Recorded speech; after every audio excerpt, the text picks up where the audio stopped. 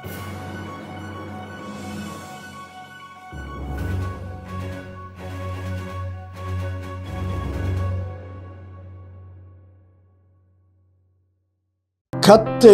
நல்லவர், கர்த்தர் நல்லவர், கர்த்தர் நல்லவர். இந்த நாளின் தேவனுடைய வார்த்தைக்கு ஆதாரமாய் பரிசுத்த வேதாகமத்திலிருந்து ஒரு வசனத்தை நான் வாசிக்கிறேன்.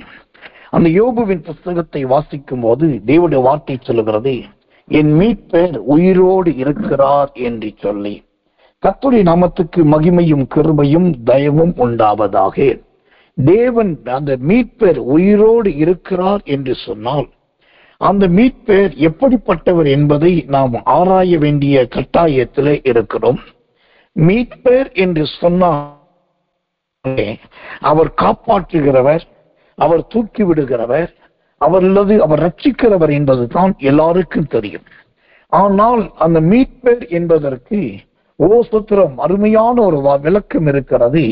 அவர் நம்மை நினைவு கூறுகிறவராய் இருக்கிறார். கர்த்தர் நல்லவர், கர்த்தர் நல்லவர், கர்த்தர் நல்லவர். சங்கீதம் 70வது வசனம் சொல்லுகிறது, தேவன் தங்கள் கண்மலை என்றும் உன்னதமான தேவன் தங்கள் மீட்பர் என்றும் நினைவு கூறார்கள். அப்படியானால் ஜனங்கள் தேவனை நினைவு கூர்ந்தார்கள் என்றால் அது எதை குறிக்கிறதா இருக்கிறது? நினைவு கூற வேண்டிய ஒரு தெய்வமாய் இருக்கிறார். எந்த நேரத்திலும் நாம் நினைத்து பார்ப்பதற்கு ஒரு இனிமையான ஆண்டவர். நமக்கு இடுக்கண் வரும்போது, இக்கட்டு வரும்போது, எல்லா இடத்திலும் அவர் நாம் நினைத்து பார்த்தாலே அந்த தேவனுடைய கிரியைகளை நம்மால் காண முடியும். தேவனுடைய நாமத்துக்கு மகிமை உண்டாவதாக. மார்க்கு சுவிசேஷத்தின் புஸ்தகம் 14ஆம் அதிகாரம் 72வது வசனம். மார்க்கு 14:72 சொல்லுகிறது, உடனே சேவல் 2ஆம் தரம் கூவிற்று. சேவல் 2 தரம் கூவுகிறதற்கு முன்னே நீ என்னை 3 தரம் மறுதலிப்பாய் என்று இயேசு தனக்கு சொன்ன வார்த்தையை பேதுரு நினைவு கூர்ந்து மிகவும் அழுதான். ஆமென். இங்கு மீட்பர் என்று சொன்னால் நினைவு கூறக்கூடியவர் என்று பார்க்கிறோம். அப்படியானால் இந்த தேவனை அதிகமாக நினைவு கூர்ந்து பார்த்தது யார் என்று சொன்னால் அப்போஸ்தலனாகிய பேதுரு என்பது நமக்கு தெரியும். ஆனால் எந்த இடத்திலே நினைவு கூறுகிறார் என்றும் எந்த சமயத்திலே நினைவு கூர்ந்தார் என்பதைத்தான் இங்கு நாம் கவனிக்க வேண்டும். இந்த பேதுரு தேவனை நினைவு கூறும்போது அவன் இருந்த இடம் பிலாத்துவின் அரண்மனை. அங்கே ஒரு கூட்டம் உட்கார்ந்து நெருப்பு மூட்டி சுற்றி அமர்ந்து குளிர் காய்ந்து கொண்டிருக்கிறார். அந்த நேரத்திலே பேதுருவும் குளிருக்காக அவர்களோடு உட்கார்ந்து குளிர் காய்கிறார். அப்ப நல்லா கவனிக்கணும், இந்த பேதுரு தேவனை நினைவு கூர்ந்த நேரம் எதுனாக்கா, ஒன்று குளிர் காய்ந்த நேரம். இந்த குளிர் காய்கிற அனுபவம் எதை குறிக்கிறது தெரியுமா? மலைக்கு ஒதுங்குவதை குறிக்கிறது. அப்போஸ்தலர் நடபடிகளின் புஸ்தகம் 28ஆம் அதிகாரம் 3, 4, 5வது வசனங்களை வாசித்து பார்த்தால், மலைக்கு ஒதுங்கும்படிக்கு அங்கு குளிர் காய்வதற்காக மெலித்தா தீவு மக்களும் அவளோடு வந்த 276 பேரும் நெருப்பை மூட்டி குளிர் காய்ந்தார்கள். அப்ப அந்த குளிர் காய்கிற தன்மை என்பது மலைக்கு ஒதுங்குவதற்காகவும் குளிர் நீங்குவதற்காகும். இது எதை குறிக்கிறது? நம்முடைய ஆவிக்குரிய ஜீவியத்திலே எல்லா காலத்திலும் நாம் அக்கினியாய் இருப்பது, எப்போதுமே நாம் நல்ல துடிக்கிற வீரர்களாய் வீராங்கனைகள் இருப்பது கிடையாது. பல நேரத்திலே நாம் குளிர் காய்ந்து விடுகிறோம். கொஞ்சம் யோசித்து பாருங்க, நீங்க ரட்சிக்கப்படும் போது பெற்ற பரிசுத்தாவி பெற்ற நேரத்தில் இருந்த அந்நிய பாஷை இன்னைக்கு இருக்குதா? இல்லை. யாரோ சில வல்லமையான வரம் பெற்ற ஊழியக்காரர் வந்து தலையில கை வைத்து ஜெபிக்கும் போது ஒரு மகிமை இறங்குதே, அதே மகிமை இப்ப இறங்குதா? இல்லை. இல்ல முன்னொரு காலத்துல வாயை திறந்த மனப்பாடமா 100 வசனம் சொன்னீங்களே, இன்னைக்கு உங்களால் 100 வசனம் சொல்ல முடியுதா? முடியல. நல்லவே முன்பு ஆலயத்துக்கு போகும்போது யாரையாவது ஒருத்தர் கூட்டிட்டு தான் போகணும்னு சொல்லி வைராக்கியமா இருந்து காசுப்பட்டு வண்டியை பிடிச்சு கூட்டிட்டு போனீங்களே, இந்த நாட்கள் அப்படி கூட்டிட்டு போறீங்களோ? இல்லை. இது எல்லாமே எதை காண்பிக்கிறது? குளிர்ந்து போன அனுபவத்தை குறிக்கிறது. குளிர் காய்கிற அனுபவம். ஆவியில இருந்த காலம் போய், அனலா இருந்த காலம் போய், குளிர்ந்து போகிற அனுபவம். ஆனால் இந்த குளிர்ந்து போகிற அனுபவத்துல கூட ஆண்டவரே, நான் ஆவிக்குரியவன் தான், நான் கர்த்தருக்குள் ஆனவள் தான், ஆனா இன்றைக்கு நான் குளிர் காய்ந்து கொண்டிருக்கிறேன். நான் அப்போஸ்தலர்களோடும் சீசர்களோடும் இருக்க வேண்டியவன், ஆனா இப்போ காவலாளிகளோடும் போர் வீரர்களோடும் பிளாஸ்டின் அரண்மனையில் இருக்கிறேன். என் ஜீவியம் குளிர் காய்ந்து விட்டது, குளிர் விட்டு போய்விட்டது. நான் ஆண்டவரே என்னை நினைத்தவர்கள் என்று சொல்லி நான் உம்மை நினைக்கிறேன். நான் குளிர்ந்து போன அனுபவத்துல உம்மை நினைக்கிறேன். ஆண்டவரே, என்னை தயவாய் திரும்பி பாரும் என்று கேட்டு பாருங்களேன். நீங்க ஆவிக்குரிய ஜீவியத்துல எந்த அளவுக்கு குளிர்ந்து தளர்ந்து போயிருந்தாலும் ஆண்டவர் மீண்டும் உங்களை அழைத்து, மீண்டும் உங்களை அபிஷேகித்து, மீண்டும் உங்களை ரட்சித்து, மீண்டும் அவருடைய பிள்ளையாய் மாற்றி விடுவார். அல்லேலூயா. அப்போ இந்த என் மீட்பர் என்று சொன்னாலே நாம் நினைவு கூற வேண்டிய ஒரு தேவை. எந்த நேரத்துல நாம் குளிர் காய்கிற அனுபவத்துல இருந்தாலும் அந்த நேரத்துல நினைச்சா கூட அவர் வந்து நமக்கு உதவி செய்வார். இப்போ பேதுருவாவது குளிர் காய்ந்து கொண்டிருக்கிறார், தேவனை நினைவு கூறுகிறார். ஆனா இன்னொரு இடத்துல பாருங்களேன், யோவான் சுவிசேஷம் 11ஆம் அதிகாரத்தை படிச்சு பார்த்தீங்கன்னா, இயேசுவின் சிநேகிதனாகிய லாசரு செத்து போயாச்சு. செத்து போயாச்சு, ஜீவன் போயாச்சு, அடக்கம் பண்ணியாச்சு, கல்லறைக்குள் வச்சாச்சு. ஆனா அந்த செத்து போன, ஜீவன் போன, கல்லறைக்குள் அடக்கம் பண்ணப்பட்ட அந்த லாசருவை அவர் நினைவு கூர்ந்தார். அவர் நினைவு கூர்ந்ததுல என்ன பண்ணார்? நேர கல்லறைக்கு வந்தால் லாசருவை வெளியே வா என்றார். உடனே அவர் உயிர்த்திருந்து வெளியே வந்தார். இங்க ஒரு சாட்சியை நீங்க கவனிக்கணும். நீங்க உங்க ஆவிக்குரிய ஜீவியத்துல பண்ணின பொருத்தனைகள்ல குளிர்ந்து போயிருக்கலாம். நீங்க எடுத்த தீர்மானத்துல குளிர்ந்து போயிருக்கலாம். கொடுத்த வாக்குறுதியில குளிர்ந்து போயிருக்கலாம். அதனால நீங்க பின்வாங்கி போயிட்டீங்க என்றோ, அல்லது இனி ஒன்றுக்கும் பயன்பட மாட்டீர்கள் என்றோ, நீங்க உங்க ஆவிக்குரிய ஜீவியத்துல கிறிஸ்துவுக்குள்ளான காரியத்துல குளிர்ந்து போயிட்டதுனால ஆண்டவர் உங்களை கைவிட்டுட்டார் என்பதே கிடையாது. ஒன்னை தெரிந்து கொள்ளுங்க, செத்து போன நாரி போன லாசருவையே மீண்டும் உயிரோடு எழுப்பி அவனோடு உட்கார்ந்து போஜன பந்தி ஆண்டவரால் பண்ண முடியும்னா, உங்க குடும்பத்துல பின்வாங்கி போனவர்களை மீண்டும் ரட்சிப்பது ஆண்டவருக்கு ரொம்ப சுலபம். உங்க குடும்பத்துல தேவனை மறுதளித்து விட்டவர்களை, நான் மறுதளித்தது தப்புதான், இனி மறித்தாலும் மறுதளிக்க மாட்டேன் என்று மீண்டும் கிறிஸ்துவை ஏற்றுக்கொள்ள வைக்கக்கூடிய வல்லமை ஆண்டவருக்கு உண்டு.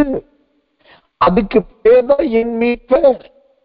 உங்க மருமகளாயிருக்கட்டும், மகனாயிருக்கட்டும், மகனாயிருக்கட்டும், மருமகளாயிருக்கட்டும், அவங்க வந்ததுக்கு அப்பவே குடும்ப நிலைமையே மாறி போச்சு. ஒழுங்கா ஜெபம் கிடையாது, ஒழுங்கா வேதபாரம் கிடையாது, எல்லாம் கொண்டு போக முடியல, ஆவிக்குரிய நிலைமையே வேற ஆயிடுச்சு நினைக்கிறீங்க. ஆண்டவர் சொல்லுகிறார், என் மீட்பர். என் மீட்பர் என்று சொன்னால் நினைக்கக்கூடியவர். அவர் உங்களை நினைப்பதை விட நீங்கள் அவரை நினைக்க வேண்டும். தளர்ந்து போன கைகளோடு இருந்தாலும் நினைக்க வேண்டும், தள்ளாடுகிற மனங்கால்களோடு இருந்தாலும் நினைவு கூற வேண்டும், விழுந்து போன தாவீதின் கூடாரமாய் இருந்தாலும் நீங்க நினைத்து பார்க்க வேண்டும், மங்கி எறிகிற திரியாய் நீங்கள் இருந்தாலும் அந்த தேவனை நினைத்து பார்க்க வேண்டும், படுத்த படுக்கையில இருந்தாலும் அவரை நினைவு கூற வேண்டும், கடந்த காலத்துல கர்த்தர் செய்த சகாயத்தை நினைவு கூற வேண்டும். இவைகள் எல்லாம் நாம் யோசித்து நீங்க நினைவு கூர்ந்தால், மரித்த லாசருவை எழுப்பின தேவன், பின்மாற்றத்தில் போன பேதுருவை நினைவு கூர்ந்து ரட்சித்த தேவன், அந்த பேதுரு நினைச்சு பார்க்கிறத பார்த்து அவனுக்கு ஒரு சகாயத்தை கொடுத்த தேவன், இந்த ராத்திரியிலே உங்க வீட்டிலே அவர் ஒரு மீட்பராய் வருவதற்கு வல்லவராய் இருக்கிறார். அல்லேலூயா. அவர் ஒரு மீட்பராய் வருவதற்கு போதுமானவராய் இருக்கிறார். அப்ப முதலாவது என்ன செய்யணும்? நீங்கள் அவரை நன்றாய் நினைவு கூர்ந்தால் போதும். எப்படி நினைவு கூற வேண்டும்? இந்த இடத்துல தேவன் இருக்கிறார், இந்த வீட்டிலே கர்த்தர் இருக்கிறார், என்னோடு கூட ஆண்டவர் இருக்கிறார். ஓ சுத்திரம், அவர் என்னோடு கூட சுத்திரம் என்னை நடத்துகிறவராயிருக்கிறார் அப்படின்னு சொல்லி நீங்க நினைவு கூர்ந்தாலே போதும். ஒரு உயிர்த்தெழுதலை கொடுக்க தேவனால் முடியும், ஒரு மீட்பை கொடுக்க தேவனால் முடியும். கர்த்தர் நல்லவே, கர்த்தர் நல்லவே, கர்த்தர் நல்லவே.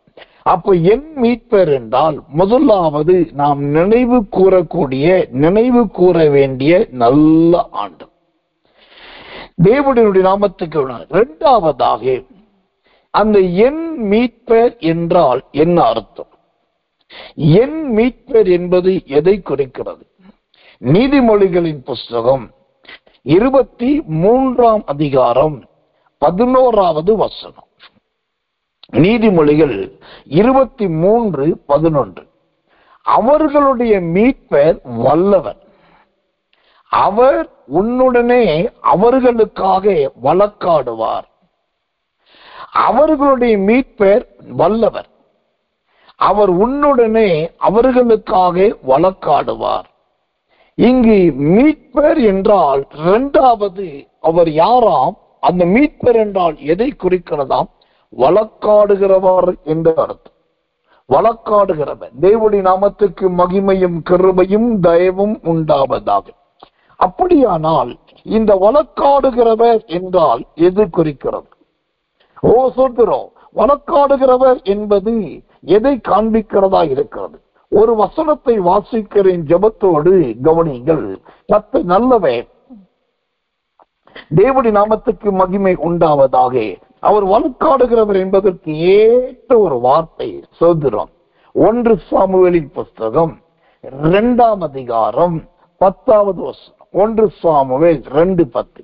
கர்த்தரோடே வழக்காடுகிறவர்கள் நொறுக்கப்படுவார்கள், வானத்திலிருந்து அவர்கள் மேல் முழங்குவார். கர்த்தர் பூமியின் கடையாந்தரங்களை நியாயம் தீர்த்து தாம் ஏற்படுத்தின ராஜாவுக்கு பலனளித்து தாம் அபிஷேகம் பண்ணினவரின் கொம்பை உயர பண்ணுவார் என்று துதித்தாள். கர்த்தர் நல்லவர், கர்த்தர் நல்லவர், கர்த்தர் நல்லவர். என் மீட்பர் என்று சொன்னால் இரண்டாவதாக வழக்காடுகிறவர் என்று அர்த்தம். அந்த வழக்காடுதல் என்பது எதை குறிக்கிறது? உங்களுக்காக அவர் போராடுகிறவர். சிலர் சொல்லுவாங்க வழக்காடுதல் என்றால் அவர் யுத்தம் பண்ணுவார். இல்லை, வழக்காடுகிறவர் என்றால் அவர் உங்களுக்காக போராடுகிறவர். யாரோடு போராடணும்? அவர்களோடு போராடும். இப்போ இங்கு அன்னாள் என்கிற அருமையான அந்த ஸ்திரீ ஒரு பாட்டை பாடுகிறார்கள்.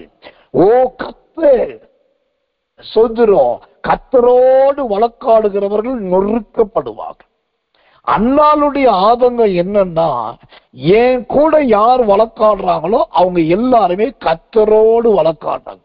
ஏன்னாக்கா நான் ஜெபிக்கிற மகள், நான் சீலோவில் இருக்கிற தேவனுடைய ஆலயத்துக்கு போகிற மகள், நான் தேவனுடைய சந்நிதியில துதிக்கிற மகள், நான் ஜெபிக்கிற மகள், தேவனுடைய ஆலயத்துக்கு போகிற மகள், நான் சோத்திரம் தேவனை துதிக்கிற மகள். அதனால் யாராவது என்னோடு வழக்காடினா அது கர்த்தரோடு வழக்காடினது.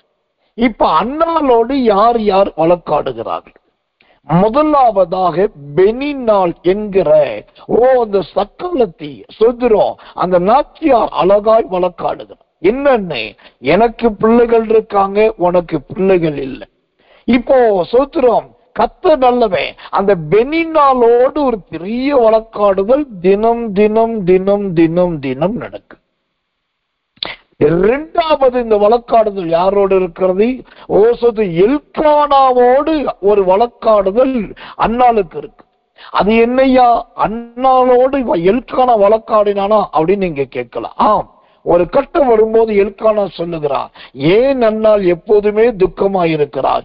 10 பிள்ளைகளை பார்க்கலாம், நான் உனக்கு பெரியவன் அல்லவா அப்படின்றான். அப்போ அந்த புருஷன் கேட்கிறப்பெல்லாம் இவன் பதில் சொல்ல வேண்டியிருக்கிறது. அவன் ஆறுதலாகவே பேசினாலும் அதற்கும் இவள் குற்றவாளியை போல ஒரு பிள்ளை அற்றவள் என்பதை காண்பிக்கக்கூடியவளா இருக்கிறாள். அப்புறம் இரண்டாவதாக சொந்த புருஷனாகிய எல்கானாவோடு ஒரு மௌன போராட்டம், மௌன வழக்கு அன்னாளுக்கு இருந்தது. முதலாவது பெனின்னாலோடு, இரண்டாவது எல்கானாவோடு, மூன்றாவது யாரோடு இந்த வழக்காடுதல் இருந்தது? ஏலி என்கிற ஆசாரியனோடு. ஏலி என்கிற ஆசாரியன். இந்த ஏலி சாதாரண ஒரு ஆசாரியன் கிடையாது. வயது முதிர்ந்த மனுஷன், நல்ல பக்குவப்பட்ட மனுஷன், தேவனுடைய ஆலயத்திலே தங்கி இருக்கிற மனுஷன், அப்புறம் ஆராதனை முறைமைகளை நன்றாய் அறிந்த மனுஷன். இவ்வளவு தகுதியும் சந்தர்ப்பமும் வாய்ப்பும் உள்ளவராய் இருந்தோம் இந்த ஏலி அன்னாளுடைய வாழ்க்கையில வழக்காடுகிறவராகத்தான் இருந்தார்.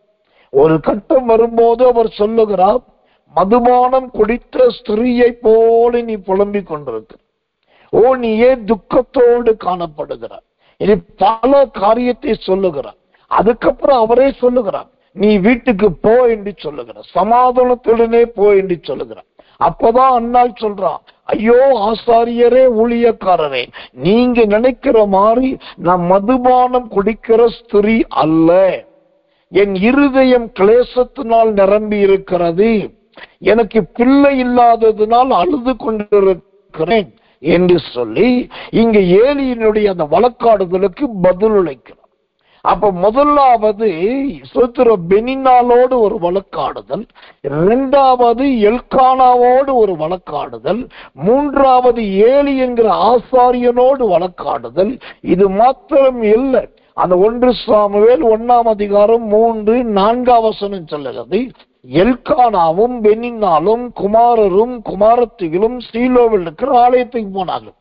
இப்போ இவளுக்கு பிள்ளை இல்லை, ஆனா பெனின்னாலுக்கு குமாரர்கள் இருக்காங்க, குமாரத்திகள் இருக்காங்க. அப்போ அந்த வீட்டில அந்த பிள்ளைகளும் இந்த அண்ணாளோடு வழக்காடி இருக்கலாம், ஏதோ ஒன்று பேசி இருக்கலாம், சொல்லி இருக்கலாம், அல்லது இவள் அந்த பிள்ளையிடத்தை ஏதாவது கேட்டிருந்திருக்கலாம். எனக்கு பிள்ளை இல்லையே என்கிற ஏக்கத்தை விட அவளுடைய பிள்ளைகள் என்னை வாதிக்கிறார்கள் இருக்கலாம். ஒரு விதத்துல பிள்ளைகளோடு கூடிய வழக்காடுதல். எத்தனை வழக்காடுதல் பாருங்க, இத்தனையும் அந்த அன்னாள் சந்தித்து கொண்டே வருகிறார். இது எல்லாவற்றை கடந்து கடைசியா ஒரு வழக்காடுதல் இந்த அன்னாளுக்கு இருக்குது. அந்த வழக்காடுதல் எங்கன்னா அவள் போய் ஜெபிக்கிற தேவனுடைய ஆலயத்திலே வழக்காடுது. முதலாவது பெனின்னாலோடு வழக்காடுதல், இரண்டாவது எல்கானாவோடு வழக்காடுதல், மூன்றாவது ஏலியோடு வழக்காடுதல், நான்காவது பெனின்னாலுடைய குமாரர் குமாரத்திகளோடு வழக்காடுதல். இப்ப 5வது வழக்காடுதல் எங்கன்னா அந்த ஸ்ரீலோவில் இருக்கிற ஆலயத்தோடு இவளுக்கு ஒரு வழக்காடுதல். ஏன்னா ஆலயத்துக்கு வர்றவங்க எல்லாம் போயிடுறாங்க, ஆலயத்துல ஆராதிக்கிறவங்க ஆராதிச்சுட்டு முடிச்சிடுறாங்க, வர்றாங்க போயிடுறாங்க. வருகிற சிலர் தன் கணவனோடு வருகிறார்கள், பிள்ளைகளோடு வருகிறார்கள். இப்போ ஆனா அன்னாள் மாத்திரம் என்ன, ஆலயத்துக்கு வந்துட்டா உடனே போறது கிடையாது.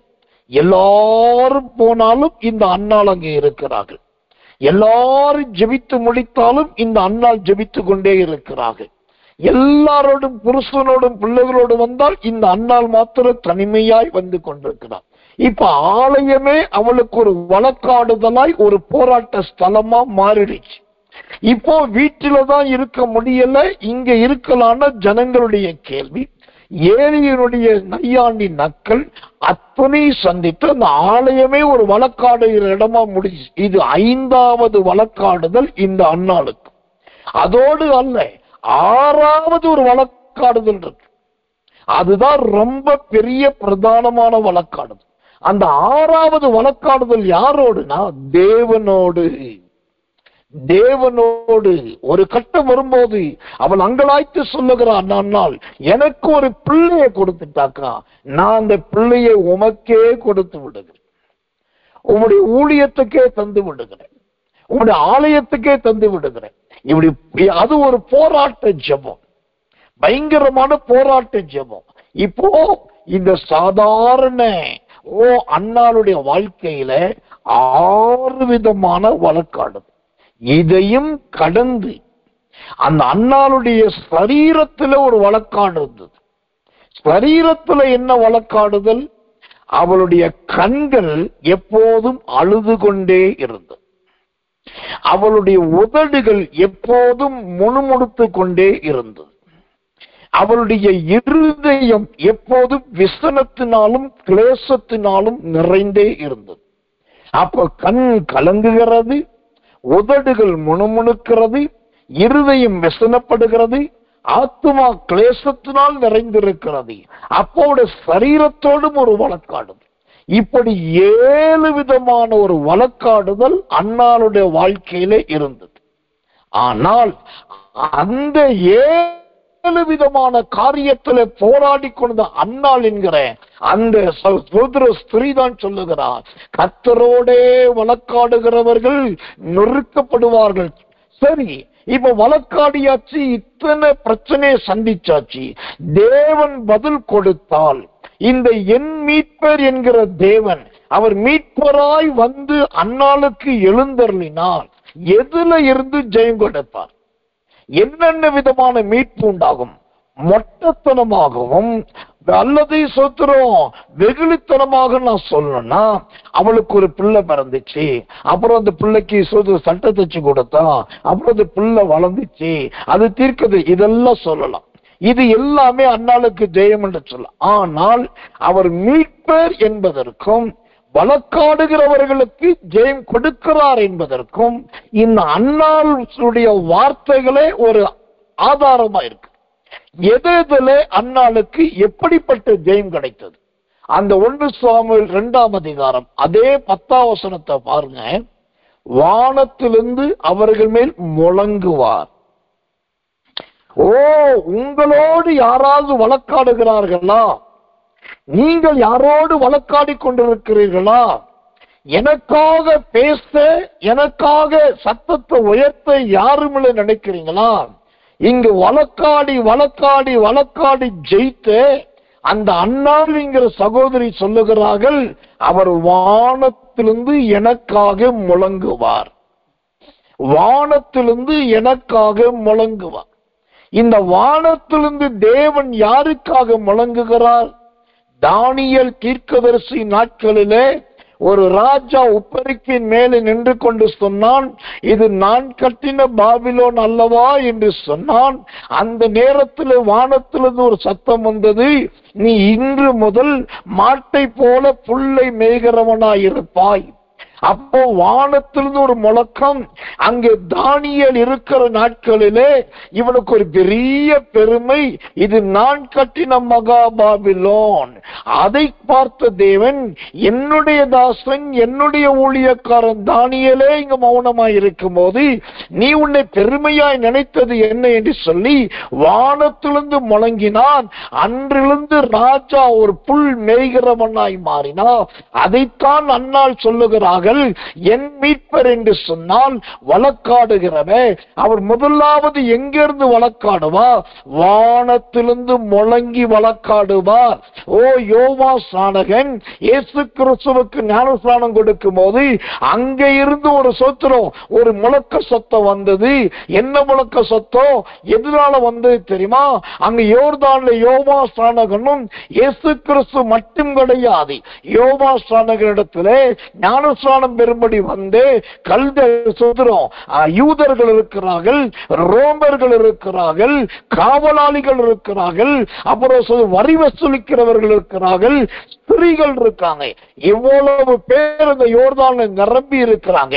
அந்த நேரத்தில் தான் வானத்தில் ஒரு முழக்கம் வருகிறது, இவர் என்னுடைய நேசகுமாரன், இவரில் நான் பிரியமாயிருக்கிறேன், இவருக்கு செவி கொடுங்கள். இப்போ இயேசு கிறிஸ்துவுக்காக பிதாவின் சத்தமே வழக்காடினதல்லவா?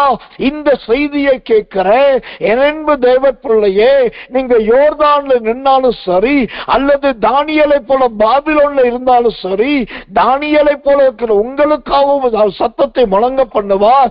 இயேசுவுக்காக வாழ்கிற உங்களுக்காகவும் சத்தத்தை முழங்க பண்ணுவார்.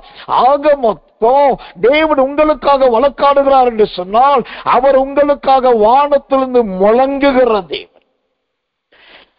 தம்முடைய சத்தத்தை மகிமையிலே வெளிப்படுத்துகிற தேவன். உங்களை சுற்றிலுக்கிற யூதர்கள் அதை பார்ப்பார்கள், ரோமர்கள் அதை கவனிப்பார்கள், மற்ற புறஜாதி ஜனங்கள் அதை கவனிப்பார்கள், ஸ்திரீகள் பார்ப்பார்கள். அன்றைக்கு தெரியும் நீங்கள் தேவனுடைய குமாரன் என்றும் குமாரத்தி என்றும். ஏனென்றால் அவர் என் மீட்பர், அவர் என் மீட்பர். அவர் மீட்பர் என்று சொன்னால் வழக்காடுகிறவர். வழக்காடி எப்படி தன்னுடைய வழக்காடுதல் வெளிப்படுத்துகிறார்? வானத்திலிருந்து முழங்குவது நான். இரண்டாவதாக அதே 1 சாமுவேல் 2:10 அன்னாள் சொல்லுகிறார், என் அந்த தேவன் எனக்காக எப்படி வழக்காடுகிறவர். அந்த வார்த்தை சொல்லுது, கர்த்தர் பூமியின் கடையாந்தரங்களை நியாயம் தீர்த்து, அவர் நியாயம் தீர்த்து வழக்காடுகிறவர், நியாயம் தீர்த்து வழக்காடுகிறவர். மோசே என்கிற நல்ல தேவ மனுஷன் தான். அந்த மோசைக்காக தேவனால் ஏற்படுத்த மனுஷன் தான் ஆரோன். ஒரு கட்டம் வரும்போது மோசையை வெறு வெறு வெறு வெறு வெறு வெறு என்று வெறுத்தார்கள்.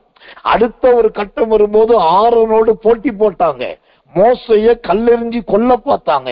ஆனா ஆரோன்ட்டு சொல்லிட்டாங்க, நீ மட்டும்தான் ஆசாரியன் நினைக்காத, நீ மட்டும் ஊழியக்காரன் நினைக்காத, நாங்களும் ஆசாரியர்கள் தான், நாங்களும் ஊழியக்காரர்கள் தான், நாங்களும் ஆராதிக்க தெரியும், எங்களுக்கு பலி செலுத்த தெரியும், எங்களுக்கு தூபம் காட்ட தெரியும், எங்களுக்கு மகா பரிசுத்த ஸ்தலத்துக்குள் போக தெரியும் சொல்லி அந்த ஆசாரிய ஊழியத்துக்கே போட்டியா வந்துட்டாங்க. இப்பதான் கர்த்தர் பார்க்கிறார், அங்க நியாயத்தை வெளிப்படுத்தணும் விரும்புறாரு. அப்பதான் ஆண்டவர் என்ன செய்யறாரு, கோத்திரத்துக்கு 12 கோத்திரத்துக்கு 12 கோள்களை கொண்டு வர சொல்றாரு. எல்லா கோளையும் ஒரே மாதிரி வெட்ட சொல்றாரு. எல்லாம் வெட்டப்பட்டது. 12 ஒரே கோள் போல செய்யப்பட்டது. அதை கொண்டு வந்து உடன்படிக்கை பெட்டிக்குள்ள வைக்க சொன்னாரு. மற்றவர் உடனே கர்த்தர் நல்லவே, அங்க எல்லாம் 12 கோள்கள் வைக்கப்பட்டு போயிடுச்சு. அங்க வைக்கப்படும் போது ஒவ்வொரு கோத்திரத்திலும் ஒவ்வொரு கோளிலும் ஒவ்வொரு கோத்திரத்திலே பெயர் எழுதப்பட்டது. அதுல ஆரோனுடைய கோத்திரத்தின் பெயரும் எழுதப்பட்டது. அங்கு உடன்படிக்கை பெட்டிக்குள்ள வச்சு மூடியாச்சு. மூடின உடனே எல்லாரும் அவரவர்கள் கூடாரங்களுக்கு போயாச்சு.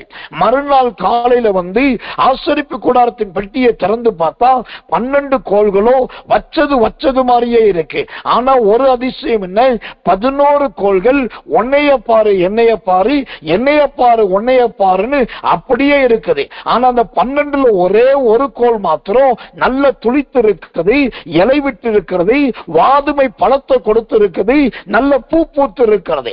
அது யார் பேர் எழுதியிருக்குன்னு பார்த்தா ஆரோனுடைய வம்சத்தின் பேர் எழுதியிருக்கிறது. தேவன் அங்கு நியாயத்தை சரியா நியாயம் செத்தார். 11 பேரை நீங்கள் அப்புறம் போங்க, என்னுடைய ஆசாரிய ஊழியத்துக்கு ஆரோன் அழைக்கப்படட்டும் என்று சொல்லி அந்த இடத்துல அன்னாள் சொன்னதை போல தேவன் நியாயத்தை விளம்பினார். என் மீட்பர் என்று சொன்னால் முதலாவதாக அவர் வழக்காடுகிறவர். என் மீட்பர் என்று சொன்னால் அவர் உங்களுக்காக நியாயம் தீர்க்கிற தேவன். அந்த நியாய தீர்ப்பு என்று சொன்னாலே பட்டயத்தை எடுப்பார், வெட்டுவார், கத்தியை எடுத்துவார், குத்துவார், அக்கினி அனுப்பார், அழிப்பார். இது மட்டுமே நியாய தீர்ப்பு கிடையாது. அவருடைய நியாய தீர்ப்பு வித்தியாசமானது. ஆரோனுக்கும் மற்றவர்களுக்கு ஒரு வித்தியாசம், ஊழியம் செய்கிறவனுக்கும் செய்யாதவனுக்கு ஒரு வித்தியாசம், செம்மறியாட்டுக்கும் வெள்ளாட்டுக்கும் ஒரு வித்தியாசம், புறஜாதியாருக்கும் தேவஜனத்துக்கு ஒரு வித்தியாசம், இஸ்ரவேலனுக்கும் யூதனுக்கு ஒரு வித்தியாசம். அப்படி வித்தியாசத்தை காண்பிச்சு அவர்களை தேவன் தனியே பிரித்து விடுவார், தன்னுடையவர்களை தனக்காக வைத்துக் கொள்வார். இதுதான் தேவன் நியாயம் தீர்க்கிற அனுபவம். நியாயம் தீர்க்கிறார் என்று சொன்னாலே எல்லாருக்கும் என்ன, அவனை வெட்டும் ஆண்டவரே, இவனை குத்தும் ஆண்டவரே, இவனை அடியும் ஆண்டவரே, வாந்தி பண்ணட்டும் ஆண்டவரே, தாவரம் நிறுத்தட்டும் ஆண்டவரே, அவன் சொல்றோம் சமுத்திரத்தில் ஆழத்தில் எரியும் ஆண்டவர் என்றோம். எல்லா இடத்திலும் அப்படிப்பட்ட நியாயம் தீர்க்கிறவன் நம்முடைய தேவன் அல்ல. அவர் நினைத்தால் கோழி துளிர்க்க பண்ணி நியாயத்தை வெளிப்படுத்தும். இந்த செய்தியை கேட்கிற நீங்கள் யாரானாலும் உங்களுக்கு ஒரு நற்செய்தியை நான் சொல்லுகிறேன். நீங்கள் ஆரோனை போல அழைக்கப்பட்டது உண்மைதான். ஆரோனை போல ஜனத்துக்கும் தேவனுடைய பலிபீடத்துக்கும் ஜனத்துக்கும் நடுவே நிற்கிறவர்களாய் இருக்கிறது உண்மைதான். உங்கள் கோலை ஆண்டவர் துளிர்க்க பண்ணுவார். நீங்கள் வேறு அறுப்புண்டு போக மாட்டீர்கள். நீங்கள் பட்டு போன மரமாய் விழுந்து போக மாட்டீர்கள், வெட்டப்பட்ட கிளையாய் வாடி கிடக்க மாட்டீர்கள். என் தேவனுடைய நோக்கமே அவர் மீட்பர் என்பதை உங்களுக்கு காண்பிப்பது. அவர் மீட்பர் என்று சொன்னால் உங்களுக்காக வழக்காடுவது. இரண்டாவது, அவர் நியாயம் தீர்க்கிறவர். அந்த நியாயம் தீர்க்கும் போது உங்களை துளுக்க பண்ணி, இலைய முளைக்க பண்ணி, வாதம பழத்தை வர பண்ணி, மற்ற 11 பேரை விட நாங்கள் வித்தியாசம் என்பதை அவர் காண்பிப்பார். அவர் காண்பிக்க வேண்டிய நாளும் நேரமும் வந்தது. எந்த இடத்துல செய்யணுமோ அங்கே செய்வார். எங்கே அவர் எழுந்தருள வேண்டுமோ அவர் எழுந்தருளுவார். எங்கே உங்களை உயர்த்த வேண்டுமோ உயர்த்துவார். இது நடக்கும், இது நிறைவேறும், இது சம்பவிக்கும். கர்த்தர் நல்லவர், கர்த்தர் நல்லவர், கர்த்தர் நல்லவர். இப்போ இந்த அன்னாள் சொல்லுகிறார், அவர் வழக்காடுகிறவர். எப்படி வழக்காடுகிறவர்? வானத்திலிருந்து முழங்கி வழக்காடுகிறவர். இரண்டாவது, நியாயம் தீர்த்து வழக்காடுகிறவர். மூன்றாவது, எப்படி வழக்காடுவார் பாருங்க. அதே 1 சாமுவேல் அதே 2ஆம் அதிகாரம் அதே 10ஆம் வசனம் சொல்லுகிறது, ராஜாவுக்கு பலன் அளித்து, ராஜாவுக்கு பலன் அளித்து. இங்கே இந்த வார்த்தையை நீங்க நல்லா கவனிக்கணும். ராஜாவுக்கு தேவன் பலன் கொடுக்கிறாராம். எந்த ராஜாவுக்காவது பலன் தேவையா இருக்குமா? நீங்க வேதாகமத்தை நல்லா படிச்சு பார்த்தீங்கன்னா ராஜாக்களுடைய போஜனமே கொழுத்த போஜனமா தான் இருந்திருக்குது. கொழுத்த சோத்திர ஆட்டின் பால்களை அவர்கள் ஆட்டு பால் கட்டிகளை அவர்கள் சாப்பிடுவார்கள். தேனையும் வார்கோதுமையும் அவர்கள் சாப்பிடுவார்கள். உச்சிதமான சோத்திரம் வஸ்துக்களை அவர்கள் சாப்பிடுவார்கள். அவருடைய போஜனமே கொழுமையானதா இருக்கும். சாலமோனுடைய சாப்பாட்டிலே ஒட்டகத்தின் கறி இருந்தது. சாலமோனுடைய சாப்பாட்டிலே காட்டு எருமையின் மாംസം இருந்தது. சாலமோனுடைய சாப்பாட்டிலே டன் கணக்கான கோதுமை மாவு இருந்தது. சாலமோனுடைய சாப்பாட்டிலே இன்னிருந்த தேனும் பாலும் இருந்தது. அப்படியெல்லாம் புசிக்கிறவர்கள் ராஜாக்கள் என்றாலே நல்லா புசிக்கிறவர்கள் தான். நிறைய புசிக்கிறவர்கள், விதவிதமாய் புசிக்கிறவர்கள். எஸ்தர் ராஜாத்தின் காலத்திலே அகாஸ்வேரு ராஜா அங்கு ஏராளமான பெரிய விருந்து வைக்கிறான். அந்த விருந்திலே அவர்கள் எதெல்லாம் கேட்கிறாங்களோ எல்லாம் பரிமாறப்பட்டது. அப்போ அங்க இருக்கிற எந்த ராஜாவுக்கு பலனுக்கு குறைவே கிடையாது. கர்த்தர் அப்படி இருக்கும் போது இங்கு தேவன் ராஜாவுக்கு பலன் அளித்து வருது. ஏன் பலன் அளித்து? அப்ப ஏற்கனவே ராஜாவுக்கு பலன் இல்லையா? அப்ப இங்க தேவன் ராஜாவுக்கு பலன் அளித்து என்றால் எதை குறிக்கிறது? எனக்கன்பான தேவ பிள்ளைகளே, தேவன் உங்களுக்காக வழக்காடும் போது அந்த வழக்காடுதலிலே ராஜாவுக்கு பலன் அளிக்கிற தேவன் அந்த பலன் அளிக்கிறவர் கிடையாது. அவர் பலன் அளிக்கிறவர் என்பது வேறு, பலன் அளிக்கிறவர் என்பது வேறு. ஆனா 1 சாமுவேல் 2ஆம் அதிகாரம் 10ஆம் வசனத்திலே ராஜாவுக்கு பலன் அளித்து என்றுதான் இருக்கிறது. அப்போ இவர்கள் புசிக்கிறதை விட இன்னொரு பலன் எங்கிருந்து வருகிறதுனாக்கா அதுதான் தேவனிடத்திலிருந்து வருகிறது.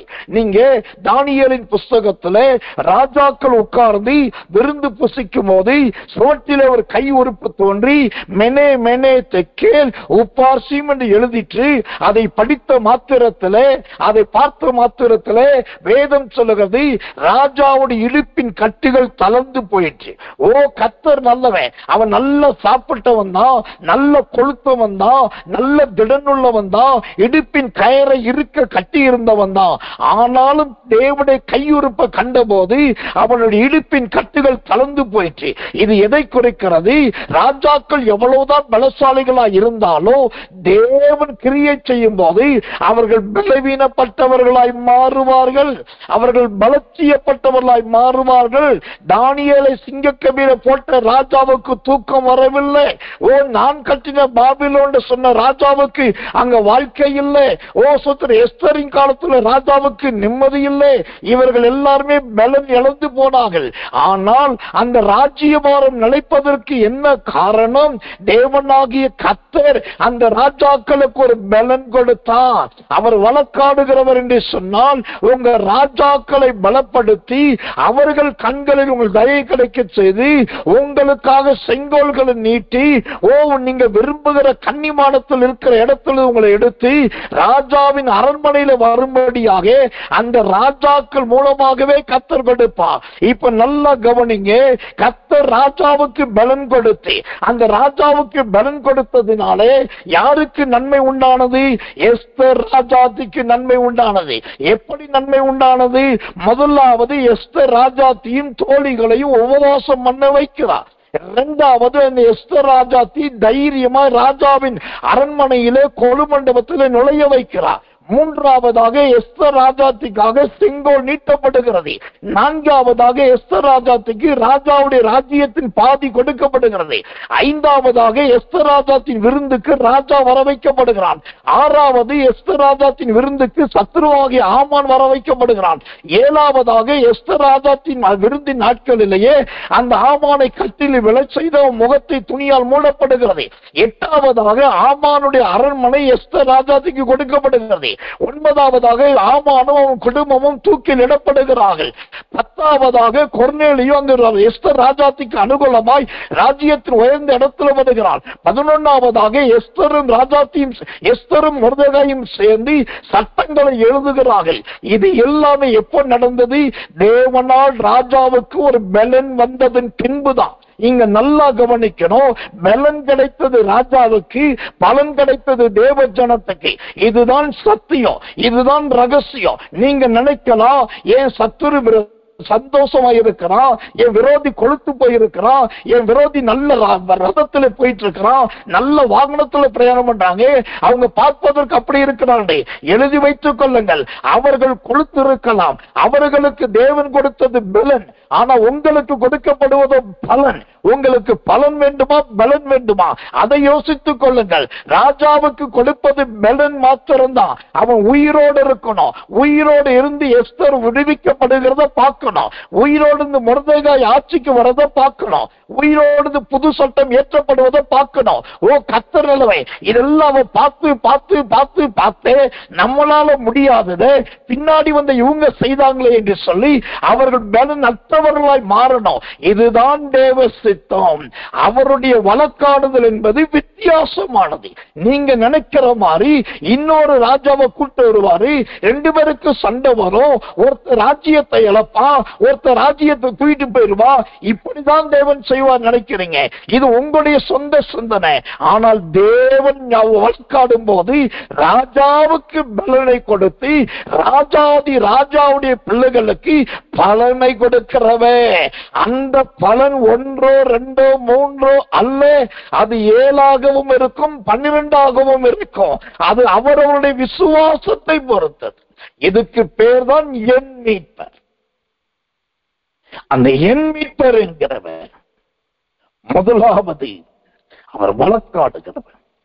வானத்திலிருந்து முழக்கத்தோடு வழக்காடுகிறார். இரண்டாவது நூதனமான முறையிலே நியாயம் தீர்த்து வழக்காடுகிறவர். மூன்றாவதாக ராஜாக்களுக்கு பலன் கொடுத்து ராஜாக்களுடைய பிள்ளைகளுக்கு பலன் கொடுக்கிறவர். இந்த வழக்காடுவதில் ஆண்டவர் பயன்படுத்துகிற 4வது காரியம் என்ன? 4வதா எப்படி வழக்காடுகிறார்? அந்த 1 சாமுவேல் 2ஆம் அதிகாரம் 10ஆம் வசனம். 1 சாமுவேல் 2:10 சொல்லுகிறது, தாம் அபிஷேகம் பண்ணினவரின் கொம்பை உயர பண்ணுவார். தாம் அபிஷேகம் பண்ணினவரின் கொம்பை உயர பண்ணுவார். எனக்கன்பான தெய்வ பிள்ளைகளே, கர்த்தர் நல்லவன். இந்த தேவன் வழக்காடும் போது அந்த வழக்காடுதலுடைய முடிவு என்ன தெரியுமா? உங்களை உயர்த்த வேண்டும் என்பது தான் அவருடைய தீர்மானம். உங்களை உயர்த்தி உன்னதத்தில் வைக்க வேண்டும் என்பது தான் அவருடைய தீர்மானம்.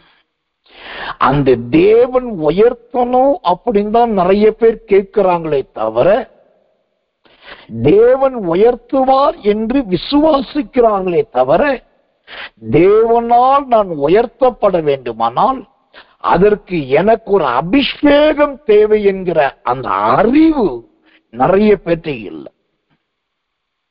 நிறைய பேர் என்ன நினைக்கிறாங்க? அவர் வருவார், அப்படியே கைய அடியில கொண்டு வைப்பார், என்னை அப்படியே தூக்குவார், நான் கைக்குள்ள போயிடுவேன், அவர் அப்படியே மேல தூக்கிட்டு போயிடுவார். அவர் மாயாஜாலத்தின் தேவன் அல்ல. நீங்க உயர்த்தப்படணும்னாக்கா உங்களுடைய அபிஷேகம் காக்கப்பட வேண்டும். உங்களோட அபிஷேகம் காக்கப்படணும். அதுதான் இங்கு காரிய சித்தி, அதுதான் இங்கு காரியத்தின் நோக்கம். இன்னைக்கு யோசிங்க, கர்த்தர் கொடுத்த அந்த அபிஷேகம் உங்களுக்குள்ள இருக்குதா? கர்த்தர் கொடுத்த அந்த அபிஷேகம் இன்னைக்கு கிரியேட் செய்தா? இன்னைக்கு பகல்ல எனக்கு ஒரு போன் கால் வந்தது. கர்நாடகா மாநிலம் பெங்களூர்ல இருந்து ஒரு குறிப்பிட்ட ஊழியக்காரர் எனக்கு போன் பண்ணினார். அவர் பல வருடத்துக்கு முன்பு என்னோடு கூட தொடர்பு கொண்டவர். அப்போ அவருடைய மகன், ஒரே பையன், இவர் ஊழியக்காரா இருக்க, மிஷினரியா இருக்கார், சபை போதவர் கூட மிஷினரியா இருக்கார். அவருடைய ஒரே பையன் மூளை பாதிக்கப்பட்டு மூளை வளர்ச்சி இல்லாம ஹாஸ்பிட்டல சேர்க்கிறது, வீட்டுக்கு கூட்டு வர்றது, திரும்ப ஹாஸ்பிட்டல் சேர்க்கிறது, வீட்டுக்கு கூட்டுறது. அது மட்டும் இல்லாம ஒவ்வொரு முறையும் மருத்துவத்துக்கும் ஆபரேஷனுக்கு அது லட்சக்கணக்கில் செலவு. இவரோ ஒரு மிஷினரி. அப்போ நான் அந்த கர்நாடகா பெங்களூர்ல இன்டர்நேஷனல் சர்ச்ல மீட்டிங் போயிருந்தேன். அதை கேள்விப்பட்டுட்டு அந்த மீட்டிங் போய் பார்த்துட்டு யாரோ சொல்லியிருக்காங்க, அவர் என்னை தொடர்பு கொண்டார். அப்புறம் மகனுக்காக ஜெபம் பண்ணேன். வருட கணக்க மருத்துவமனையில் இருந்த அந்த மகன் ஜெபம் பண்ணி ப்ராபசி பண்ணி தீர்க்க தரிசனம் சொல்லி ஜெபம் பண்ணி மூல வளர்ச்சியே இல்லாத அந்த மகன் நல்ல சுகமாகி மருத்துவமெல்லாம் நிறுத்தப்பட்டு ஆபரேஷன்லாம் நிறுத்தப்பட்டு 100% குணமாகி அப்படி நல்ல ஒரு பெர்ஃபெக்டா மாறியாச்சு. அழகும் ரூபமுமா அந்த பையன் மாறியாச்சு. ஆனால் பாருங்க, அந்த பையன் நல்ல சுகமாகி ஆண்டுக்குள்ள வந்து இந்த ஊழியமும் மாறிச்சு. அதுக்கப்புறம் இந்த ஊழியக்கார தொடர்பு அப்படியே கொஞ்சம் கொஞ்சம் மங்கினது, அப்படியே குறைந்தது. ஒரு நாள் ஜெபித்து கொண்டே இருக்கிற, திடீர்னு அவர் பேரை கத்த சொல்லி, நீ கூப்பிட்டு சொல்லு, இந்த மாதிரி ஒரு சிக்கல், ஒரு வலையில நீ அகப்பட போற அப்படின்னு. அவனை கூப்பிட்டு சொல்றேன், கத்த சொல்லாரு, ஒரு வலை உங்களுக்கு விதமா விரிக்கப்படுது, நீங்க அதுல போய் அகப்படுறதை நான் பாக்குறேன், ஜாக்கிரதை. அவர் எல்லாம் கேட்டு சரி பாஸ்டர் அப்படின்னு சொல்லிட்டு அசால்ட்டா ரொம்ப கேர்லெஸ்ஸா தான் அந்த ப்ராப்பர்ட்டி எடுத்துக்கிட்டார். நான் விட்டுட்டேன். நடந்த சம்பவம். அடுத்த ஒரு மாதம் கடந்து நான் பெங்களூர் போறேன். அப்ப என்னை பார்க்க வருகிறார். பார்க்க வந்த போது அவருக்கு என்னை பார்ப்பதற்கு அவருக்கு முகமே இல்லை. அவர் மனைவியும் பிள்ளையோடு தான் வந்திருக்காரு. ஆனா மனைவி சொல்றாங்க, என்னப்பா சும்மா இருக்கீங்க, ஐயாட்ட பேசுங்க, ஏன் வெக்கப்படுறீங்க, ஏன் பயப்படுறீங்க, பயப்படாதீங்க, பேசுங்க அப்படின்னு. ஆனால் அவரால் பேச முடியல. ஏன்னாக்கா இடையில ஒரு நாள் கர்த்தர் என்று சொன்னாரு, அவன் ஒரு வலையில சிக்க போகிறான், ஜாக்கிரதையா இருக்க சொல்லுது. ஆனா அதை தீர்க்கதை பொருட்டா எடுக்கல. நடந்தது என்ன, அவருக்கு ஒருத்தர் போன் பண்ணியிருக்காரு, உங்களுக்கு ஒரு பார்சல் வந்திருக்கு, இந்த பார்சல் இந்த நாட்டுல வந்திருக்கு, அதுக்கு நீங்க ஒரு பணம் கட்டணும், கட்டினீங்கன்னா அந்த பார்சல் உங்களுக்கு கிடைச்சிடும், அந்த பார்சல் இந்த பொருளா இருக்குதுன்னு சொல்லி அப்படி இப்படி ஏதோ சொல்லி இது அவர் நம்பி கிடைச்சுன்னா அவங்க கேட்ட பணத்தெல்லாம் கொடுத்து, இவர் மிஷினரியா இருந்து மாசம் வெறும் 5000-6000 சம்பளம் வாங்குகிற கிட்டத்தட்ட 3 லட்சம் ரூபாய் இழந்துட்டார். 3 லட்சம் இழந்துட்டார். அப்பதான் அவர் திரும்ப என்னை பார்க்கறது வெக்கப்பட்டு பயந்து நடுங்கி போயிட்டார். திரும்பவும் அவரை கூப்பிட்டுட்டு அவருக்கு ஆலோசனை சொல்லி எச்சரித்துட்டு வந்துட்டு, நல்ல காரியத்தை கவனிக்கணும், அதோடு அவர் தொடர்பு விட்டார். அப்புறம் ரொம்ப நாளைக்கு எத்தனையோ நீண்ட வருடத்துக்கு பின்பு இன்னைக்கு போன் பண்ணார். இன்னைக்கு போன் பண்ணிட்டு சொல்றாரு, ஐயா என் மனைவி ஹாஸ்பிட்டல் அட்மிட் பண்ணி, அவங்களுக்கு சுகம் இல்லை, ஆபரேஷன் பண்ணுன்றாங்க, கால் 2 விளங்கல, படுத்த படுக்கையா இருக்காங்க, நான் இப்போ என்ன செய்யறது? நான் உடனே கேட்டேன், உங்க பையன் என்ன ஆச்சு, உங்க பையன் என்ன இப்ப எப்படி இருக்காரு? ஐயா அதான் சொன்னலையா, அவன் நல்லா சுகமாயிட்டாயா, இப்போ அவன் 10வது படிச்சுட்டு இருக்கான். ஆனா அதுக்கப்புறம் காண்டிட்டே விட்டவர் நீண்ட வருடத்துக்கு பின்பு தன் மனைவியை படுத்த படுக்கையாய் எழுந்து நடக்க முடியாத கால் விளங்காத நிலைமையில மருத்துவமனை சேர்த்ததுக்கு பின்னாடி இன்னைக்கு தொடர்பு கொள்ளுகிறது. அப்ப நான் யோசித்து பார்த்தேன், இத்தனை வருஷம் அந்த மனுஷன் எங்க போனார்? சாக வேண்டிய மகனுக்கு தேவன் ஜீவனை கொடுத்தான் ஜெபத்தின் மூலமாய். மூளை வளர்ச்சி இல்லாதவனுக்கு தேவன் மூளையை கொடுத்தான். ஓ சோத்திரம், பாதாளத்தில் வலையிலே சிக்குண்டு அவரை கத்தை மீட்டெடுத்தார். ஆனாலும் பாருங்க, நன்றி விசுவாசம் இல்லை, அப்படியே மறந்தாச்சு. இப்ப அடுத்த படுத்த படுக்கை வந்த உடனே அப்பதான் எனக்கு ஒரு துக்கம். நான் ஆண்டுகிட்ட கேட்டேன், இவ்வளோ வருஷம் கழிச்சு வர்றாரேன். அப்பதான் கத்த சொன்னது நான் சொல்றேன். இந்த 1 சாமுவேல் 2ஆம் அதிகாரம் 10ஆம் வசனத்தின்படி தாம் அபிஷேகம் பண்ணினவர். அப்பதான் அன்னைக்கு இருக்கிற ஒரு அபிஷேகம் இன்னைக்கு நம்ம மேல இருக்கிறது அப்படின்னு நம்பிதான் என்னை கூப்பிடுறார். அன்னைக்கு ஐயா தீர்க்க தரிசனம் சொன்னார், என் மகன் பிழைத்தான், இன்றைக்கு 10ஆவது படிக்கிறான். இன்னைக்கு அதே ஊழியக்காரர் கூப்பிட்டா என் மனைவிக்கு ஜோமன்னா சுகமாவாங்க, என்று நடப்பாங்க. அப்ப அவங்களுடைய எதிர்பார்ப்பு என்ன? அன்றைக்கு இருக்கிற அபிஷேகம் இன்றைக்கும் நம்ம மேல இருக்குன்னு அவங்க நம்புறாங்க. இதுதான் ஒரு தேவ பிள்ளையுடைய, தேவ மனுஷனுடைய சாட்சி. இன்னைக்கு நான் சொல்றேன், நீங்க உயர்த்தப்படணும், கனப்படுத்தப்படணும், மீட்பரால் மீட்படையணும்னாக்கா உங்களுக்கு கொடுத்த அபிஷேகத்தை நீங்க காத்துக்கொள்ளணும். இடையில 1000 பேர் வருவாங்க, பலதரப்பட்ட மூலச்செலவை பண்ணுவாங்க, என்னென்னமோ சொல்லுவாங்க, வழி மாற்றுவாங்க, ஏதோ நடப்பிப்பாங்க. ஆனா உங்க அபிஷேகத்தை நீங்க விட்டிருக்க கூடாதே, உங்களை பரிசுத்தாவியை நீங்க இழந்திருக்க கூடாது, அன்னைக்கு இருந்த கிருபா தாளந்துகளை இழந்திருக்க கூடாது. அதை இழக்காம இருந்திருந்தா இன்னைக்கு அந்த வல்லமை உங்க இந்த பாதாளத்துக்களை விட்டிருக்காதே. அந்த அபிஷேகத்தை நீங்க இழக்காம இருந்திருந்தா இன்னைக்கு அடிமையா போயிருக்க மாட்டீங்களே. அந்த அபிஷேகம் இன்னைக்கு நீங்க இழக்காம இருந்திருந்தா இன்னைக்கு நீங்க கையேந்தி படைக்க வேண்டிய கட்டாயம் வந்திருக்காதே. அந்த அபிஷேகத்தை நீங்க இழக்காம இருந்திருந்தா இன்னைக்கு நீங்க தலைகளை உயர்த்தி இருக்கலாமே. அந்த அபிஷேகம் இருந்திருந்தா உங்க வீட்டை தேடி உங்க வாசல் 4 பேர் 7 பேர் 10 பேர் வந்து இருப்பாங்களே. ஆனா நீங்களோ யாருடைய வாசலை தேட வேண்டிய கட்டாயத்தில் இருக்கீங்களே. இதுக்கெல்லாம் காரணம் என்ன? தேவன் அபிஷேகத்தில் நிலைத்து நிற்காதது, அந்த அபிஷேகம் விட்டது, அந்த அபிஷேகத்தை இழந்தது, அந்த அபிஷேகத்தின் தன்மை இல்லாதது. கர்த்தர் நல்லவே. இன்றைக்கு மீண்டும் கர்த்தர் சொல்லுகிறார், நான் மீட்பர் தான், நான் உங்களுடைய மீட்பர் தான். உங்களை உயர்த்த வேண்டுமானால் நீங்களுடைய அபிஷேகத்தை காத்துக்கொள்ள வேண்டும், அந்த அபிஷேகத்தில் அழைத்திருக்க வேண்டும். கடைசியா சொல்லி முடிக்கிறேன். இங்க அண்ணால் பாடுகிறாரே, ஓ அவரால் அபிஷேகம் பெற்ற அவர் பாடுகிற அந்த அண்ணால் சொல்லுகிற அந்த அபிஷேகம் எப்படிப்பட்ட அபிஷேகம் தெரியுமா? கண்டினியூட்டி அனாயிட்டிங், அது தொடர்கிற ஒரு அபிஷேகம். இந்த அண்ணால் மீது அபிஷேகம் இருக்கிறது. அதனாலதான் அவர் பாட்டு பாடுகிறார், ஓ சுத்திரம், அவர் ஜெயங்கொடுப்பார் என்று சொல்லுகிறார், மகிமையா வெற்றி சேர்ந்தார் சொல்லுகிறார், சத்துருக்களை நொறுக்குவார் சொல்லுகிறார். இது அவர் மாத்திரம் அல்ல, அந்த அபிஷேகம் அண்ணாலோடு முடியலங்க. அந்த அபிஷேகம் எங்க போகுதுன்னா அண்ணால் பெற்றெடுத்த சாமுவேலுக்குள் போகிறது. அந்த அன்னாளுக்குள் இந்த அபிஷேகம் சாமுவேலுக்குள் நுழைந்து அன்னாள் தேவனுடைய ஆலயத்துக்கு வருகிறதும் போகிறதுமாகத்தான் அன்னாள் இருந்தார்கள். ஆனால் சாமுவேலோ அந்த தேவனுடைய ஆலயத்திலே தங்குகிற மனுஷனாகவே மாறியாச்சு. அப்ப அன்னாளுக்குள்ள இந்த அபிஷேகம் சாமுவேலுக்குள்ள இறங்கி அந்த சாமுவேலை தான் முதல் பேர்சபா வரைக்கும் தீர்க்கதரிசியா மாற்றிருச்சு.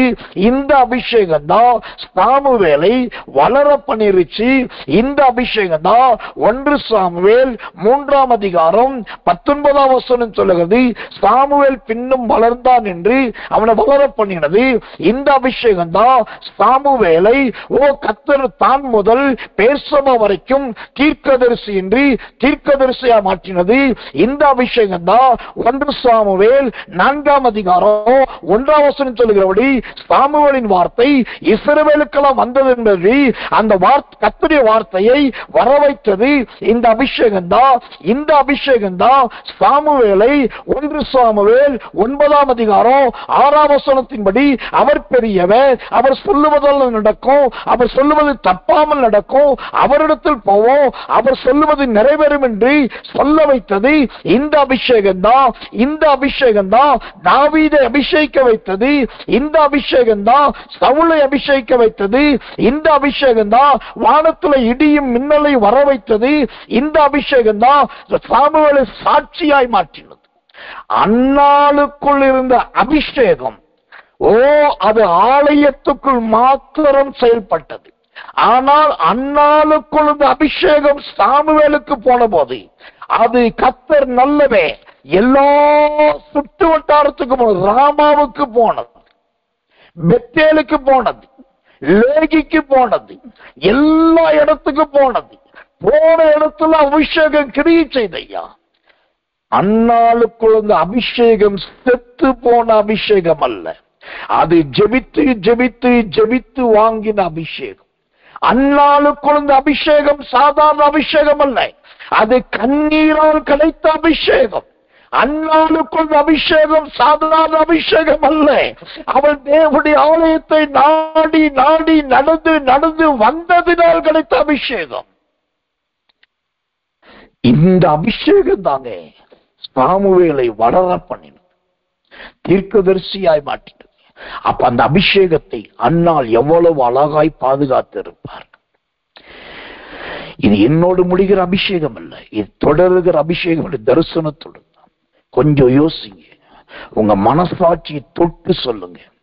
நீங்களும் அபிஷேகிக்கப்பட்டவங்க தான், நீங்களும் அந்நிய பாஷை பேசுறீங்க, நீங்களும் ஆவில நிரம்புறீங்க, டாம்பூ டாம்பூன்றீங்க, ஆய்வு அக்கறை புக்கறீங்க, டமா டுமா டுமா டுமான்றீங்க, என்னமோ பண்றீங்க. ஆனா உங்களுக்குள்ள இருக்க அபிஷேகம் எத்தனை சாமுவேலை உருவாக்கினது. உங்களுக்குள்ள இருக்கிற அபிஷேகம் எத்தனை சாமுவேலை தான் முதல் பேசாம வரைக்கும் போக வைத்தது. உங்களுக்குள்ள இருக்கிற அபிஷேகம் எந்த சோதரம் கர்த்தர் நல்லவன் அந்த சாமுவேல்களை ஊழியத்தில் எடுத்து பயன்படுத்தினது, ராமாவில கொண்டு போய் இருக்க வைத்தது. யோசிங்க. அப்போ என் மீட்பர் என்று சொன்னால் அவர் அபிஷேகத்தை கொண்டு கிரியை செய்கிறவர், அவர் அபிஷேகத்தை கொண்டு அதுக்கு பேர் தான் என் மீட்பர். என் மீட்பர் அவர் அபிஷேகத்தினால் கிரியை செய்கிறவர். இன்றைக்கு இரவில்லை கொஞ்ச நேரமாவது ஒரு 15 நிமிஷம், அதிகபட்சம் ஒரு 30 நிமிஷம், ஒரு அரை மணி நேரமாவது தனித்து உட்காருங்க. குறுக்கு வலிக்குது, கால் வலிக்குது, கண்ணு சொக்குது, தலை சுத்துது, ஐயோ சாப்பிட்டது மாதிரி இருக்கு சொன்னீங்கன்னாக்கா இன்னையோடு தேவனுடைய கிரியை மாறிடும். இன்னைக்கு ராத்திரி தூங்குறதுக்கு முன்னாடி ஒரு 15 நிமிஷம் அல்லது 30 நிமிஷம் உட்கார்ந்து ஆண்டுட்டு சொல்லுங்க, எனக்குள்ள இருக்கிற அபிஷேகம் அது தொடருகிற அபிஷேகமா இருக்க வேண்டும் ஆண்டவரே. எனக்குள்ள இருக்கிற அபிஷேகம் எனக்காக வழக்காடுகிற அபிஷேகமா இருக்கணும். எனக்குள்ள இருக்கிற அபிஷேகம் அநேகர் ஊழியத்தை செய்ய வைக்கிற அபிஷேகமா இருக்கணும். தயவா என்னை மாற்றும், எனக்கு அந்த அபிஷேகத்தை தாருன்னு சொல்லி நல்ல ஒப்பு கொடுத்து ஒரு அர்ப்பணிப்பின் ஜெபத்தை பண்ணிட்டு அதுக்கப்புறம் கண்ணீரோடு நீங்க படுத்து பாருங்க. நீங்க தூங்கும் போது கூட ஆவியானவர் உங்களை நிரப்ப முடியும். காலையில் எழும்பும் போது கூட ஆவியானவர்களை நிரப்ப முடியும். ராத்திரில தட்டி எழுப்பி ஜெபிக்க சொல்லி நிரப்ப முடியும். எந்த நேரத்திலும் அவர் உங்களை நிரப்புவார். என் மீட்பர் என்கிற அந்த தேவன் உங்களுடைய மீட்பராக இருப்பார். கண்களை மூடுவோம், ஆவிலை நிரம்புவோம், கர்த்தரை ஸ்தோத்திரிப்போம். எல்லாரும் கர்த்தரை ஸ்தோத்திரம் பண்ணுவோம் இயேசுவின் நாமத்தினாலே.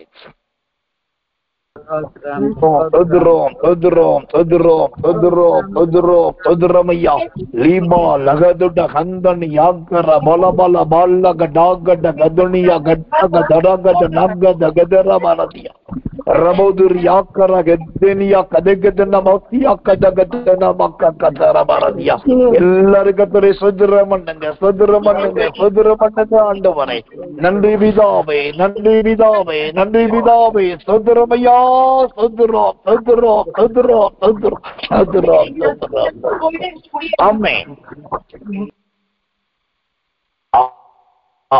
நாம் ஜெபிப்போம். அன்புள்ள நல்ல பரம பிதாவே, நல்ல அருமையான இந்த சாயங்காலம் கடந்த ராத்திரி நேரத்தில் என் மீட்பே என்று கர்த்தர் எங்களுக்கு திருவுளம் பற்றினதற்காக ஸ்தோத்திரம். நீர் என் மீட்பே என்பது எங்களுக்கு விளங்க காட்டினதற்காக இதுவரைக்கும் அறிந்திராதது கேட்டிராதுமான புதிய சத்தியத்தின் பாதையிலே எங்களை நடத்தி நீர் ஆண்டவரே. ஆமாண்டவரே, நீர் எங்களுக்காக வழக்காடுகிற நீர் எங்களுக்காக நியாயம் தீர்க்கிறவே, நீர் எங்களுக்காக ராஜாக்களுக்கு பலனை கொடுத்து ராஜாதி ராஜாக்களின் பிள்ளைகளுக்கு பலனை கொடுக்கிறவே, நீர் எங்களை அபிஷேகத்து அந்த அபிஷேகத்தினால் உயர பண்ணுகிறவே, அந்த அபிஷேகத்தினாலே அன்னாளை உயர்த்தினீர், அன்னாளின் குமாரனாக சாமுவேலை உயர்த்தினீர். இன்னைக்கு இந்த செய்தி கேட்ட உங்களுடைய பிள்ளைகள் அபிஷேகத்தை புதுப்பித்துக் கொள்ளட்டும், மீண்டும் புதிய அபிஷேகத்தை பெற்றுக் கொள்ளட்டும், அடுத்து தொடர்கிற அபிஷேகத்துக்குள் கடந்து வரட்டும். அதனால் இவர்கள் உயர்த்தப்படட்டும். தாழ்த்தி ஒப்பு வைக்கிறோம். அதிகாலை போராட்ட ஜெபத்தில் வந்து அபிஷேகத்தை பெற்றுக்கொள்ள, சத்தியத்தை பெற்றுக்கொள்ள கர்த்தர் உதவி செய்யும். இயேசுவின் ரத்தம் செய்யும். இயேசுவின் நாமத்தில் ஜெபிக்கிறோம் நல்ல பிதாவே. ஆமென், ஆமென், ஆமென்.